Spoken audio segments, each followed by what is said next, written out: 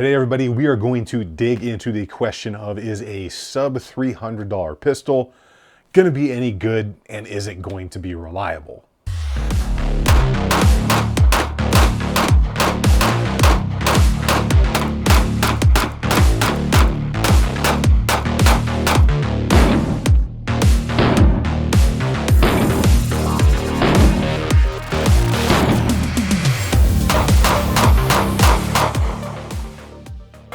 Welcome back, everybody. So when people hear the name Taurus, I think they get an idea in their head, maybe from something they've heard or read or seen on the internet.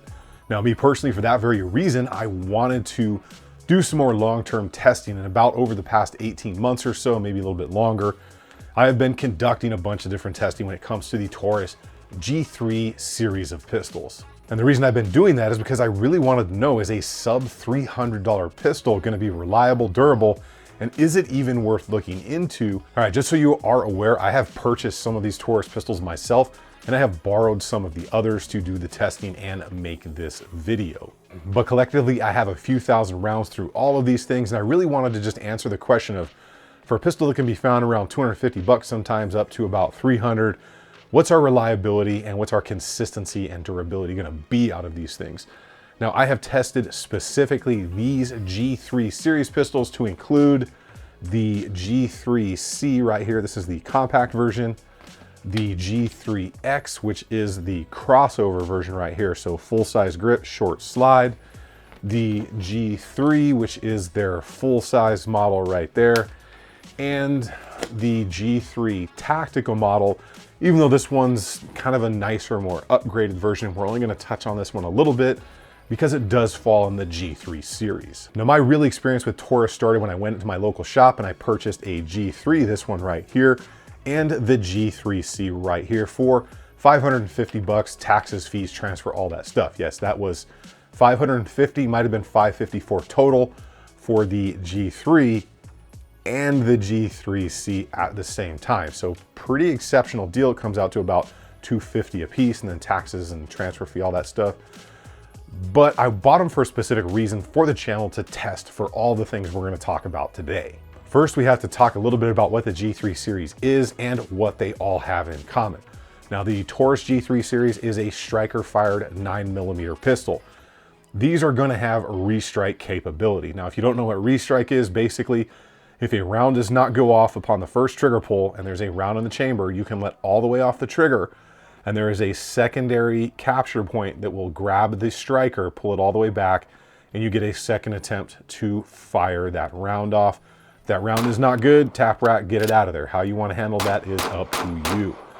The slides on the G3 series is going to be Tenefer coated, which is a very durable matte kind of metal finishing. It's extremely strong, and it's used throughout the industry for a great many items. The grip texture, it's much like the sandpaper texture found on M&P pistols. It's really good, solid. It's going to do what you need it to. Usually these will come with plastic sights, but on almost all the G3 models, they can be swapped out for your standard Glock sights. It overall has a very similar profile and size to their Glock competitors when it comes to the 17, the 19, or the X series. All of these will have single-sided controls for the mag release and the slide stop or slide release. The barrel on the G3 Basic series is going to have a raw stainless steel finish, which kind of has a no frills look to it. You will get front serrations, rear serrations, and an accessory rail to put lights, mini bayonets, or whatever you decide to put up underneath that frame. They break down much like a Glock pistol. For cleaning and maintenance, I do have a video on that if you want to check it out. And if you really want detailed reviews on each of these, I have a dedicated video for them. If you want the intricate details and to see how the trigger works, I go over all of that in those specific videos. Now, there are some differences between the G3, the G3C, the G3X, and the G3 Tactical. One of the main things being, some of them will have safeties and some of them will not. So in the case of the G3 Tactical and the G3X, mine do not have safeties, where the G3 and the G3C have a manual safety. And the early G3 will not be fully compatible with Glock sights. However, the Tactical, the G3X, and most of the most recent versions I have seen, you can use your standard Glock sights on the Taurus slide. We are about to get into the range performance and testing, But do me a favor and hit that subscribe button, not only so you know when the videos come out, but so that we can build our community and YouTube will push this video to more people to make us stronger than what we are right now. Now let's go ahead and get into the range performance of all of these pistols. As I said, this has been ongoing for close to 2 years, a little bit over 18 months when it comes to the G3 series of pistols. On the range, I found that the more neutral grip angles of the G3 series to be very accommodating for my hands, wrists, and my grip style. The recoil is very easy controlled, and overall, the pistol felt fine for their size and their class. Now, over the past several months, I have tested a variety of different ammunition, from self-defense hollow point rounds, basic ball ammunition, and I've not really experienced anything of concern when it comes to the reliability of the G3 pistols. In all the rounds that I had through it, I think I've had 2, possibly 3 failure to fully go into battery issues, and that was likely due to a poor magazine exchange on my behalf, jamming that first round up into the magazine prior to getting it up into the grip. When it comes to ammo testing, one thing that I did read in several comments, because I try to read every single comment that comes in and respond to it, was that some hollow point ammunition was not cycling in the G3. So for that very reason, I tested multiple different brands from Hornady, Federal, Atlanta Arms, and I think Speer Gold Dot 124, and I think I got some 147 through it. But in all of those rounds, I did not have any problems and it fired just fine.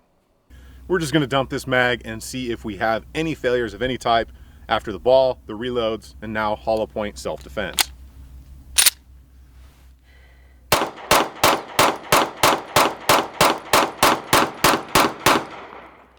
One thing I did notice with every Taurus G3 series pistol that I have received or purchased, they needed an immediate cleaning and lubrication, and probably 2 or 3. So I found there to be a lot of like kind of leftover factory material, maybe a little bit too much grease. They just overall needed to be cleaned out. And I found out once I did that, not only did it almost immediately smooth out, but the range performance was far better. Now, I don't know about you, but I generally take very good care of my firearms. So after each range trip, not only did they get a light cleaning, but they got a light lubrication. Now that's only going to help function and reliability, but also gives you the opportunity for that inspection after and before each range use. And if you don't know how to clean your Taurus G3, I have a dedicated video on that, which I will link down below for you to check out. And after all of that ongoing testing, I took them out one last time to run a few hundred more rounds through them, just to make sure I was going to get the same reliability and function, just running mag after mag after mag.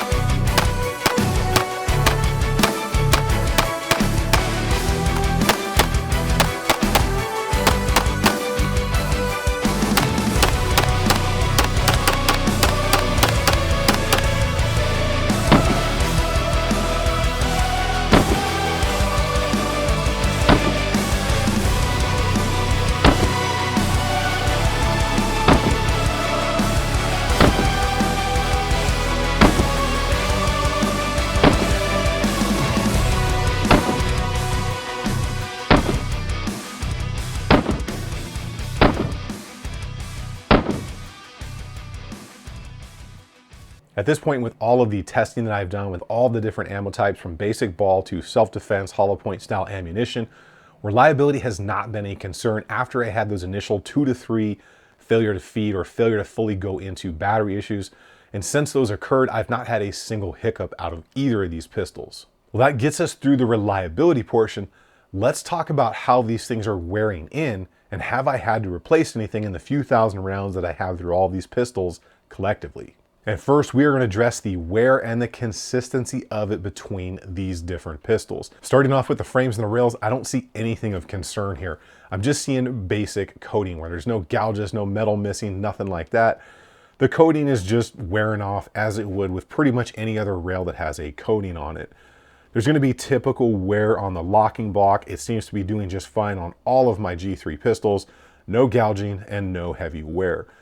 The polymer frames themselves show no signs of damage, failure, or accelerated wear in any way. Where things start to change a little bit are the barrels, and one of them on the inner slide.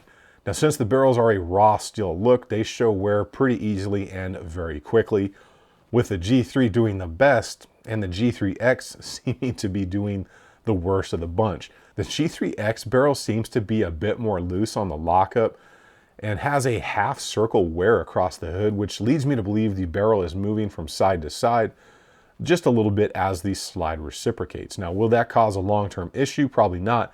It's just going to cause a small, odd wear pattern across the hood.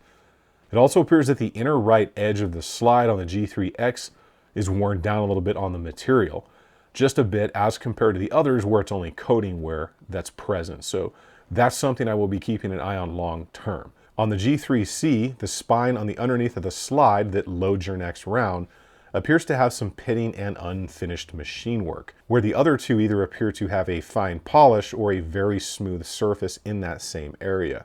It's clear, however, that all of these slides came off of different machines at different times due to the machining works, machining identifiers within the slides themselves, numerical things, dots, different grooves that they mill in. And this may lead to a slight inconsistency of wear or the possibility that the tooling was maybe nearing the end of its life. So after a few thousand rounds and almost a couple of years of testing when it comes to the Taurus G3 series of pistols, whether it's the Compact X or the full size, what does it all really mean? Taking into account that this is not a battle pistol that's supposed to live through rigors of austere conditions and environments, and the fact that all of these besides the tactical model can regularly be found for under $300, I think they're an exceptional value for what they are. And if you're a person that needs some form of self-protection or you just want to exercise your Second Amendment rights on a budget, for under 300 bucks or right at $300, I really don't think the Taurus G3 series can be beat. Now there's a little bit of a caveat when it comes to the more budget-friendly pistols, actually probably two. The first one is you've got to clean and lubricate these things before your range trip. I would suggest when you first get it, clean it and lubricate it for a couple of days in a row, just once a day for a couple of days, maybe 3 times. It's going to help you out. Initially, when I did videos on the Taurus, I got a bunch of questions and messages asking about reliability issues. And generally, once I led them to the cleaning videos, their issues cleared right up. The second thing is going to be, anytime you're dealing with a more budget-friendly firearm, you need to proof and test that maybe a little bit more than some of your bigger name brands like Glock or Smith, SIG, things like that. Now you have to test and proof everything. I would personally never carry or trust a firearm that I have not personally gone out to the range with to ensure the functionality of it. But when it comes to something that's 250 to 300 bucks, you're gonna wanna spend a little bit of additional time with ammo out there on the range, ensuring the function and the reliability. I know that was a lot, and I know that was a little bit of a long video, but I love you guys for sticking around because I really just wanted to show you what I've been up to with these Tauruses, what to keep an eye on, where to look, and what to do to make sure you get the maximum function and reliability out of your G3 should you be in that budget range or just decide to buy one for like a nightstand pistol or something. Now I'm gonna ask you to hit that subscribe button. If you like good content like this, that's helpful and insightful, make sure you subscribe. Turn that notification bell icon. If you want to support the channel, you can check out the Patreon. They made this video possible. They helped purchase 2 of those Tauruses. Big love to everybody on Patreon.